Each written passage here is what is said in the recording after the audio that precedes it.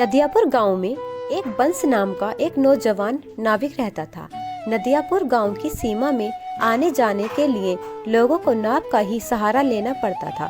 वंश एक सीधा साधा नाविक था। उसके परिवार में उसकी पत्नी और एक बूढ़ी माँ थी। वंश बेहद गरीब था। वंश के ऊपर नदियापुर गांव के लगभग सभी लोगों का कर्जा था।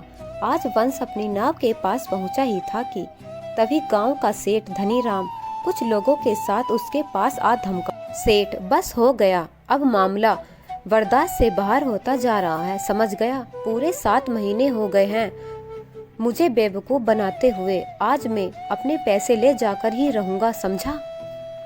वंश, मुझे कुछ दिनों की मोहलत और दे दो सेठ जी। आप तो जानते ही हो कि इस वक्त धंधा कितना मद्दा चल रहा है। सेठ, अबे तेरा धंधा कोई मद्दा नहीं चल रहा है। सच तो यह है कि तू मेरे पैसे देना ही नहीं चाहता। नदियापुर गांव में आने के लिए और जाने के लिए नाव का ही सहारा लेना पड़ता है। ऊपर से ये इलाका टूरिस्ट इलाकों में से भी आता है।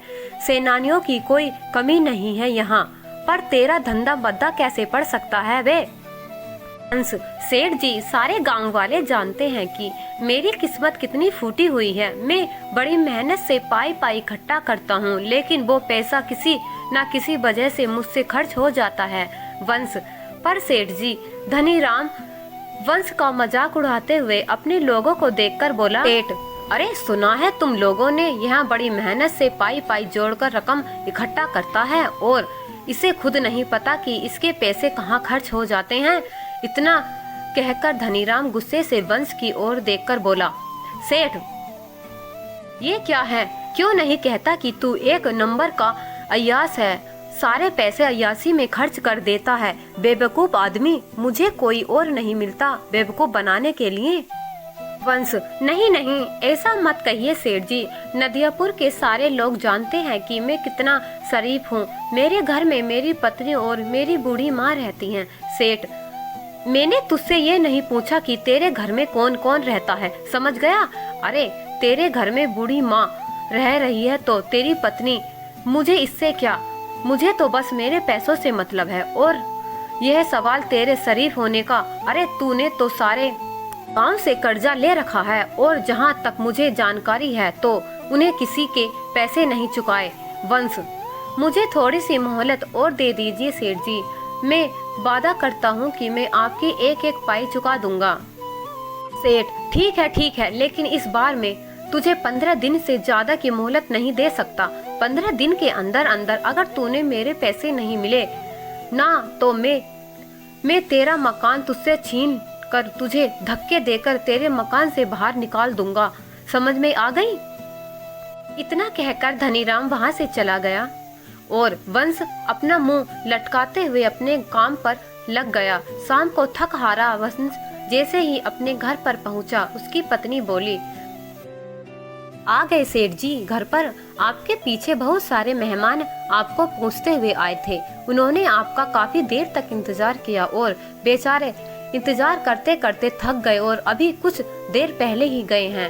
वंश, झुमरी, मैं जानता हूँ कि तुम इतनी बातें कर रही हो। जब तुम सारी बातें जानती हो तो फिर उन सब के कर्जे क्यों नहीं चुका देते? तुम अच्छी तरह जानती हो झुमरी, पिछले कुछ सालों से मेरे साथ क्या हो रहा है। मैं जब भी कुछ पैसे जमा करता हूँ वो किसी न किसी तरह से खर्च हो जाते हैं। पिछली बार माँ का पैर टूट गया था, उसके इलाज में कितने पैसे खर्च हो गए। इसके बाद चोट लगने से तुम्हारी पसली फ्रैक्चर हो गई थी, इसके इलाज पर कितने पैसे खर्च हो गए। वंश की पत्नी, मैं तुम्हारी बातों को समझती हूँ, लेकिन गांव वाले इन बातों को नहीं समझते। उन्हें तो बस अपने पैसों से मतलब है और आखिरकार वो तुमसे कब तक पैसे नहीं मांगेंगे। गांव का मुखिया धमकी देकर गया है, अगर तुमने गांव वालों के पैसे नहीं दिए तो वो तुम्हारी नाव छीन लेगा। वंश, और सेठ धनीराम मुझे धमकी देकर गया है कि अगर 15 दिन के अंदर मैंने उसके पैसे नहीं दिए तो वो मुझसे मेरा मकान छीन लेगा। मेरी समझ में नहीं आता कि अब मैं क्या करूं।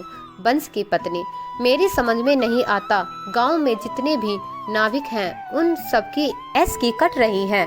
उन सबके मकान देखे हैं तुमने? ऐसा लगता है जैसे कि वो कोई नाव नहीं बल्कि कोई कंपनी चलाते हों। तुम सारा दिन नदी के किनारे क्या करते रहते हो? वंश, कितनी बार कह चुका हूँ झुमरी, टूरिस्ट मेरी नाव में नहीं आते।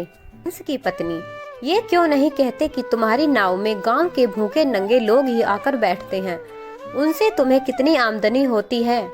तुम अपनी नाव में नदिया पर घूमने आए सेनानियों को क्यों नहीं बिठाते? वंश, जितने भी नाविक हैं वो झूठ बोलकर टूरिस्टों को अपनी नाव में बैठाकर सिर्फ उन्हें चूना लगाते हैं, और मुझसे झूठ बोलना नहीं आता।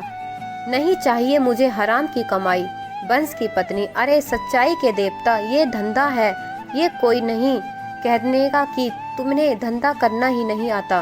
वंश, जिसे तुम धंधा कह रही हो मैं उसे अच्छा नहीं समझता। वंश की पत्नी, मेरी तो किस्मत ही फूटी हुई है कि मुझे तुम्हारे जैसा बेवकूफ पति मिला। अगर ऐसा ही हाल रहा ना तो वो दिन दूर नहीं कि जिस दिन तुम्हारी नाव भी तुमसे छीन ली जाएगी। उसके बाद मुझे और माँ जी को इस घर से धक्के देकर बाहर निकाल दिया जाएगा। इसके बाद आप अपने सच्चाई के प्रवचन बाहर बैठकर देते रहना। इतना कहकर झुमरी गुस्से से वहां से चली गई। ऐसे ही 15 दिन गुजर गए। 15वें दिन वंश नदी के किनारे उदास बैठा हुआ गहरी सोच में डूबा हुआ था कि तभी वहां पर धनीराम फिर से आ गया। सेठ, याद है ना वंश, आज तेरा आखिरी दिन है। वंश, इससे ज्यादा मैं तुम्हें और मोहलत नहीं दे सकता भाई। शाम को मैं तेरे घर पर आऊंगा वसूली करने के लिए। मेरे पैसे तैयार रखना, नहीं तो अपना बोरिया बिस्तर समेटकर चुपचाप चले जाना। इतना कहकर धनीराम वहां से चला गया। वंश अपने आप से बोला, वंश अब क्या होगा? पूरे 15 दिन से मेरी नाव में मुश्किल से 20 मुसाफिर भी नहीं बैठे। धनीराम के पैसे कहाँ से दूंगा? अगर मैंने उनके पैसे नहीं दिए तो वो मेरे परिवार को बेइज्जत करके घर से निकाल देगा। मैं कहाँ जाऊं, क्या करूं? वंश हसरत भरी निगाहों से और नाविकों को देखने लगा जिनकी नाव पर टूरिस्ट सवार थे। तभी वंश की कानों में एक बूढ़े व्यक्ति का स्वर टकराया। बूढ़ा, क्या तुम मुझे दूसरी दुनिया के छोर तक छोड़ सकते हो? वंश उस बूढ़े की बात सुनकर हैरत में पड़ गया। वंश मन में, लगता है आपका दिमाग खिसक गया है। वंश, बाबा ये कैसी बातें कर रहे हो आप? बूढ़ा, मेरा कहने का मतलब है बेटा, अब तुम मुझे इस नदिया के दूसरे किनारे पर छोड़ देना। वंश, तो सीधे सीधे ये कह दीजिए ना बाबा कि आपको दूसरी सीमा पर उतरना है। ठीक है बाबा, 200 लगेंगे।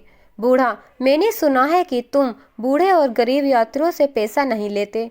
वंश, यही सुना है बाबा, लेकिन क्या करूं, लगता है मुझे अपने नियम और कायदे बदलने पड़ेंगे। बूढ़ा, चाहे जितनी भी मुश्किल क्यों ना हो, अपने असूल इंसान को कभी नहीं बदलने चाहिए। वक्त बदलते हुए देर नहीं लगती। वंश, मैं इस वक्त बहुत परेशान हूँ बाबा, जाओ जाकर कोई दूसरी नाव पर बैठ जाओ। बूढ़ा, लेकिन मुझे तो सिर्फ तुम्हारी ही नाव पर बैठना है, पर मेरे पास पैसे नहीं हैं। मुझे देर के लिए अगर तुम मुझे वहां तक छोड़ दोगे तो मैं तुम्हारा एहसानमंद रहूंगा। मेरी पत्नी वहां पर इंतजार कर रही है। बूढ़े की बात सुनकर वंश को उसके ऊपर तरस आ गया था। वंश, ठीक है बाबा, मैं तुम्हारे दिल नहीं तोड़ूंगा। आइए बैठिए, जहां आपको जाना है मैं आपको वहां छोड़ दूंगा। वंश की बात सुनकर वह बूढ़ा रहस्यमय अंदाज में मुस्कुराते हुए वंश की नाव में बैठ गया। वंश की नाव नदी के बीच में पहुंची ही तभी वो बूढ़ा वंश से बोला, बूढ़ा बस मुझे यहीं तक छोड़ दो। वंश, बाबा पागल हो गए हो क्या? यहाँ पर तो सिवाय पानी के अलावा कुछ भी नहीं है। बूढ़ा, जो मुझे नजर आ रहा है वो मुझे नजर नहीं आएगा बेटा, तुम नाव यहीं रोक दो, मैं यहीं उतर जाऊंगा। वंश, बाबा तुम डूब जाओगे, पानी बहुत गहरा है। मगर बूढ़े ने वंश की बात नहीं सुनी और नदी में कूद गया। यह देखकर वंश बुरी तरह से घबरा गया और बड़बड़ाता हुआ बोला, वंश अरे कहाँ फंस गए हैं? अरे ये बूढ़ा मर जाएगा और उसकी मौत इल्जाम भी मेरे ऊपर आ जाएगा। सभी लोगों ने इस बूढ़े को मेरी नाव में सवार होते हुए देखा है। अब क्या करूं? लगता है मुझे भी नदी में कूदना ही पड़ेगा। इतना कहकर वंश ने नदी में छलांग लगा दी। मगर उसने जैसे ही नदी में छलांग लगाई, उसने अपने आपको एक बेहद सुंदर जंगल के बीच बहुत छोटे से तालाब में खड़ा हुआ पाया। वंश तुरंत उस तालाब से निकलकर उस जंगल की ओर देखने लगा। तभी उसके कानों में एक पेड़, बेटा मेरी साख थोड़ी सी झुक रही है, इसे थोड़ा सा सीधा कर दो, मुझे दर्द हो रहा है। वंश ने देखा कि वो जिस पेड़ के नीचे खड़ा था, वंश से वही पेड़ बोल रहा था। वंश डर गया। पेड़, डरो मत, अगर तुम मेरा यह काम करोगे तो मैं तुम्हें आगे का रास्ता बता दूंगा। उसने डरते डरते उस पेड़ की शाखा को ऊंची कर दी। तभी अचानक वंश के सामने एक बेहद सुंदर सोने की सड़क बन गई। पेड़, घबराओ मत, तुमने मेरी मदद की है, इस वजह से ही तुम्हारे लिए ये सोने की सड़क मैंने बना दी है। तुम यहाँ से सीधे राजमहल तक पहुँच जाओगे। वंश, लेकिन ये कौन सी जगह है भाई? पेड़, कुछ देर बाद तुम्हें पता चल जाएगा। तुम जिस रास्ते से यहाँ पर आए हो वो रास्ता सिर्फ शाही लोगों के लिए खुला है। तुम जरूर कोई खास हो। कुछ दूर चलकर वंश की नजर एक पेड़ पर गई जहाँ पर लाल लाल सेब लटके रहते थे। अचानक एक सेब वंश की ओर देखकर बोला, सेब देख क्या रहे हो? अगर तुम्हें भूख लगी है तो मुझे खा लो। वंश मन में, अरे वाह, ये मैं क्या कहाँ आ गया? वो बूढ़ा जरूर कोई मायावी व्यक्ति था। वंश, नहीं नहीं, मैं जहाँ पर हूँ वहाँ पर बोलने वाले फल नहीं होते, अगर वो बोलते तो हम बिल्कुल नहीं खाते। सेब, तुम वाकई बहुत दयालु लगते हो।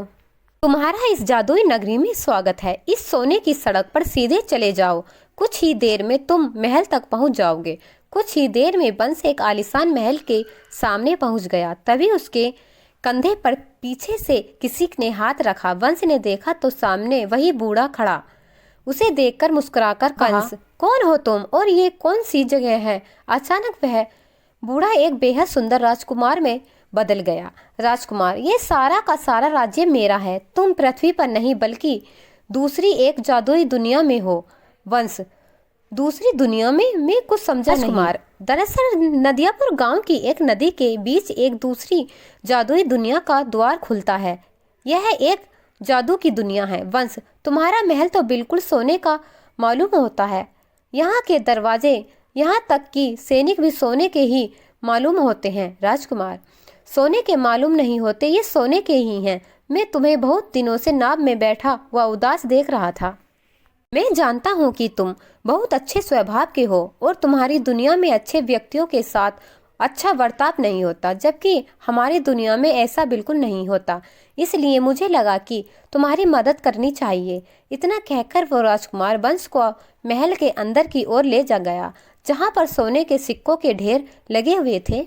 ये सारे सोने के सिक्के तुम्हारे हैं, तुम्हारी जितनी मर्जी हो यहाँ से ले जा सकते हो और तुम जब चाहो यहाँ पर आ सकते हो। मगर याद रखना, तुम्हें इस बात को हमेशा रहस्य ही रखना होगा, यहाँ तक कि तुम्हें अपनी पत्नी और माँ को भी इस बारे में कभी नहीं बताना। जिस दिन तुम इस राज को छुपाने में नाकाम हो जाओगे, तुम्हारे लिए इस दुनिया के द्वार बंद हो जाएंगे, क्योंकि ये यहाँ का नियम है। बंस ने एक थैले में सैकड़ों सिक्के भर लिए। वो राजकुमार उसे उसी जादुई पेड़ के पास मौजूद उस छोटे से तालाब पर ले गया। राजकुमार, तुम इस तालाब में कूद जाओ, तुम अपनी नाव में दोबारा वापस पहुंच जाओगे। बंस जैसे ही उस तालाब के ऊपर कूदा, उसने दोबारा खुद को नदी के बीच में पाया। वंश उसी दिन वहां सारा सोना शहर में बेच आया। उसने गांव में सबका कर्ज चुका दिया। देखते ही देखते बंस नदियापुर का सबसे बड़ा सेठ बन गया। एक दिन बंस की पत्नी ने बंस से कहा, बंस की पत्नी, तुमने आज तक नहीं बताया कि आखिरकार तुम इतने ढेर सारे पैसे लेकर कहाँ से आए और तुम कुछ दिनों के लिए अचानक कहाँ लापता हो जाते हो। बंस, मैंने तुम्हारे कितनी बार कहा है झुमरी कि मैं इस बारे में नहीं बता सकता। इतना तो मैं जानती हूँ कि तुम कोई गलत काम नहीं कर सकते, मगर तुम नहीं बताना चाहते तो शायद इसमें ही हम सबकी भलाई होगी। बंस की अमीरी देखकर धनीराम अंदर ही अंदर जलने लगा। एक दिन उसने अपने खास आदमी भीमा से कहा, धनीराम, मेरी समझ में नहीं आता भीमा की ये बंस रातों रात अमीर कैसे बन गया। मैं सोच रहा था कि इसके मकान और इसके नाव पर कब्जा कर लूं, लेकिन इसने तो मेरे सारे पैसे लौटा दिए। भीमा, सिर्फ आपका ही नहीं बल्कि सारे गांव वालों के पैसा लौटा दिए। आज गांव में सबसे आलीशान हवेली उसकी बन गई है और तो नदियापुर में सारे नाव का मालिक बंस ही है। सेठ: हाँ मुझे पता है, वो टूरिस्ट से बहुत कम पैसे लेता है और गांव के लोगों को तो वो मुफ्त में ही नाव में बैठाने का काम करता है। मेरा धंधा भी चौपट हो गया। दाल में जरूर कुछ काला है। जाओ जाकर पता करो कि आखिर माजरा क्या है। भीमा: मैंने पता कर लिया है। सेठ: क्या मतलब है? भीमा: कुछ दिनों पहले मैं उसका पीछा कर रहा था। अचानक मैंने देखा कि वो बीच नदी में कूद गया और कुछ ही घंटों के बाद वो वापस आ गया। उसके हाथ में एक थैला था जो सोने से चमक रहा था। सेठ: बेवकूफ आदमी, ये बात तूने मुझे पहले क्यों नहीं बताई? इसका मतलब कि नदी के बीचों बीच कोई ना कोई सोने की सुरंग है जो उसके हाथ लग गई है। सेठ: मुझे अभी ले चलो वहां पर। कुछ ही देर में सिर्फ धनीराम और भीमा नदी के बीच पहुंच गए। सेठ: क्या तुम्हें यकीन है भीमा की वंश यहीं कूदा था? भीमा: जी, मैंने उसे ठीक इसी जगह छलांग लगाते हुए देखा था। सेठ: तो फिर देर किस बात की है? भीमा: चलो अब हम दोनों साथ साथ कूदकर उस सोने की सुरंग में पहुंच जाते हैं और सारा का सारा सोना आज ही निकाल लेते हैं। भीमा: आपने तो मेरे मुंह की बात छीन ली। इतना कहकर दोनों नदी में कूद गए। अचानक बहुत तेज एक पानी की लहर आई। भीमा और धनीराम डूबकर मर गए। बंस ने आज तक उस रहस्यमय कहानी के बारे में किसी को नहीं बताया था।